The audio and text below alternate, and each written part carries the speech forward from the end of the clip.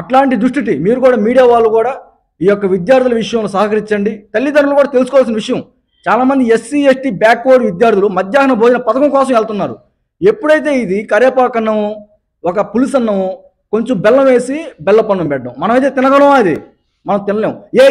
ఏ government officer పిల్లకాయలు ఎవరైనా చదువుతున్నారు అక్కడ? లేదు. వాళ్ళకి ఎందుకు ఉంటుంది నొప్పి? దానికోసం సామాన్య ప్రజలుగా దాన్ని మనం ఒక క్వశ్చన్ చేయాలి. ఈ విషయాన్ని కూడా పవన్ కళ్యాణ్ గారి దృష్టికి తీసుకొని పోవడం జరిగింది. విద్యార్థులు తల్లిదండ్రులు కూడా గమనించాలా. మన బిడ్డలు మధ్యాహ్నం ఏం తింటున్నారు? మరీ దారుణం.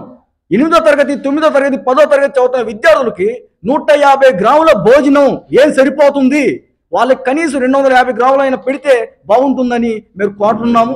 అట్లాగే వెంటనే ఏదైతే ఈ కరేపాకు అన్నాలు, పులుసు అన్నాలు మెనూని డిలీట్ చేసి కూరగాయలతో సంబంధించిన మంచి మెనూను ఏర్పాటు చేయాల్సిందిగా నేను స్టేట్ గవర్నమెంట్ని కోరుతున్నాను. ఈరోజు విద్యార్థుల పక్షాన ఇటువంటి చిన్న చూపు వద్దు అని కోరుతున్నాను నేను. ఈరోజు విద్యార్థులకు సంబంధించిన ఫండ్స్ని మీరు టర్న్ చేస్తున్నారు. అట్లాగే వీళ్ళకి సంబంధించినటువంటి ఫుడ్ విషయంలో కూడా ఈ విధంగా మీరు టర్న్ చేయడం అనేది బాధాకరం అని చెప్పి పవన్ కళ్యాణ్ గారి దృష్టికి ఐసా విద్యార్థి సంఘం నాయకుడిగా నేను తీసుకోవడం జరిగింది. ఆయన కూడా సానుకూలంగా స్పందించి మంచి పాయింట్ తీసుకొచ్చారు. 150 గ్రాముల భోజనం అనేది 8, 9 తరగతి, 10 తరగతి విద్యార్థులకు ఏం సరిపోతుంది? చాలా విచిత్రంగా ఉంది అని ఆయన కూడా స్పందించారు. దీని గురించి ఆయన కూడా మళ్ళీ ఒక మంచి ఫీడ్బ్యాక్ తీసుకుంటాము, మీరు స్పందించండి అని మేము కోరటాము, వాళ్ళు కూడా స్పందిస్తామని చెప్పారు.